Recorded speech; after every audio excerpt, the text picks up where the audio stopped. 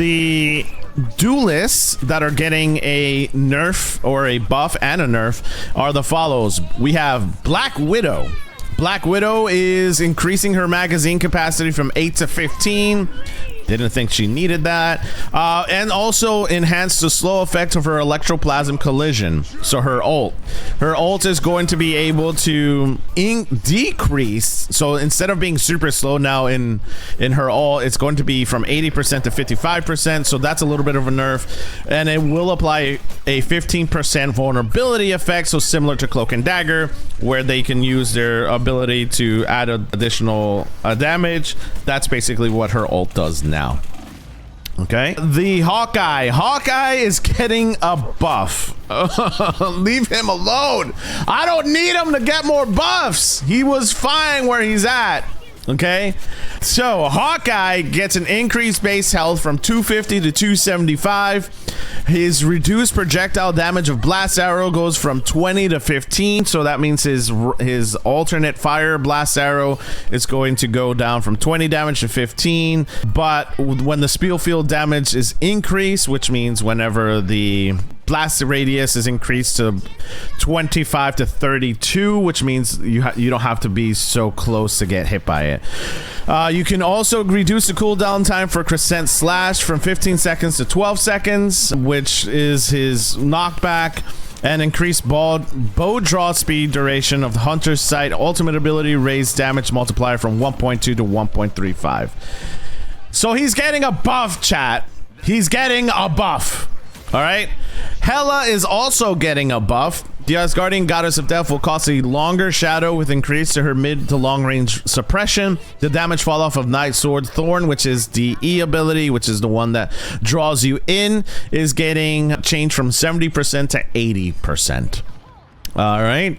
Iron Fist is getting a huge upgrade this season. So if you hated Iron Fist before, you're gonna hate him now, because he's gonna get a buff. All right. So Iron Fist reduce the damage of his defensive ability from 32 to 30, while the third and fourth strikes will deal 15 damage instead of 16. The final devastation 6th strike has been dialed back from 55 to 50. The cooldown reduction for Dragon's Defense has been extended from 1 second to 1.5. The damage of each hit from I can't even pronounce these things. We'll take a hit. Basically, chat, he's getting a lot of buffs. All right. He's getting a lot of buffs. His increased maximum bonus stealth health is going from 150 to 200. His increased base health is going from 250 to 300. And he's able to recover from 50 to 150. There is a new decay mechanism for extra health that's been introduced. 1 second after the ability ends, the additional health will deplete at a rate of 25 health per second. All right. So Cheaper Town Homes is getting a huge buff. All right.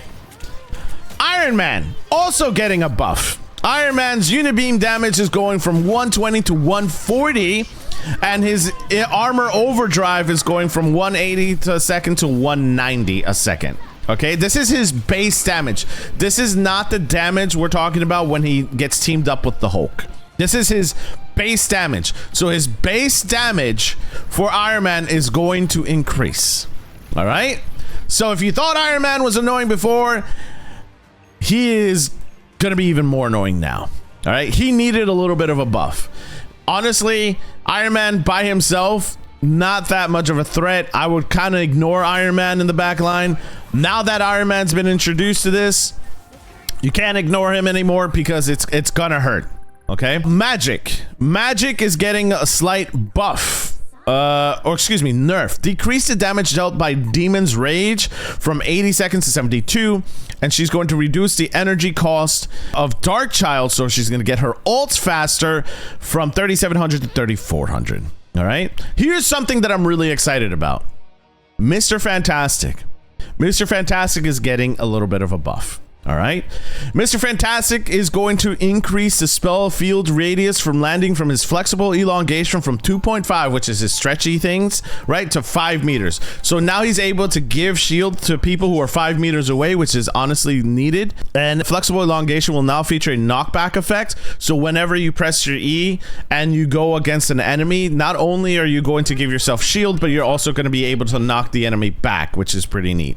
All right. Increase the damage of Brainiac Bounce. So his ult is going to be increase his damage now from 50 to 70, and the energy cost is going to increase, so that he's not going to get it as often. Now is going to be 3,400. Additionally, a new damage decay mechanism has been introduced.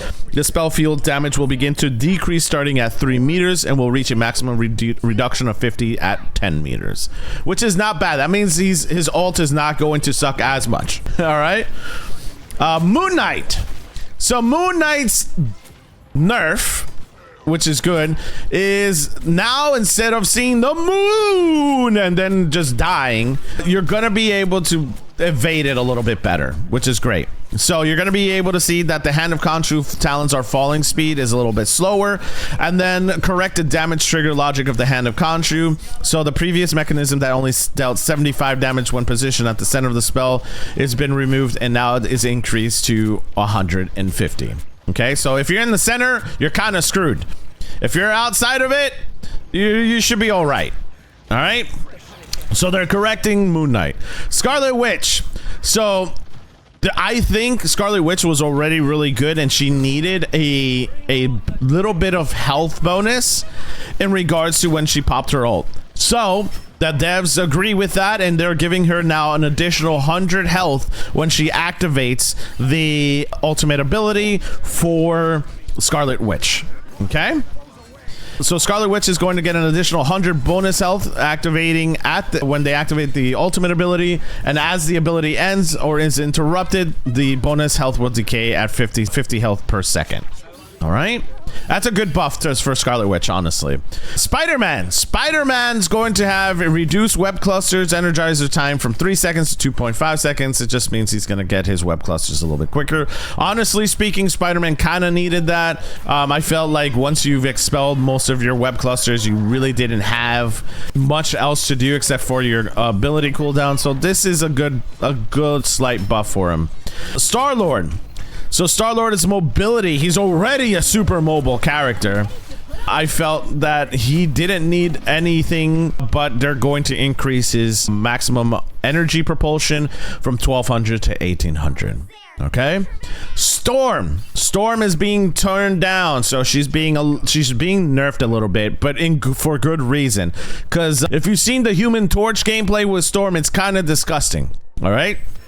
So the damage fall off of Windblade is going to start at 30 meters now from 70% to 60%. So she's getting 10% decrease in her range attack. Reduced storm damage increase from thunder during weather control. So her E ability, and that is going to be from 16. Oh, excuse me. That's her passive, basically her radius around her from 16%. So currently you get a 16% damage boost if you're within storm's radius. That's going to decrease to 12.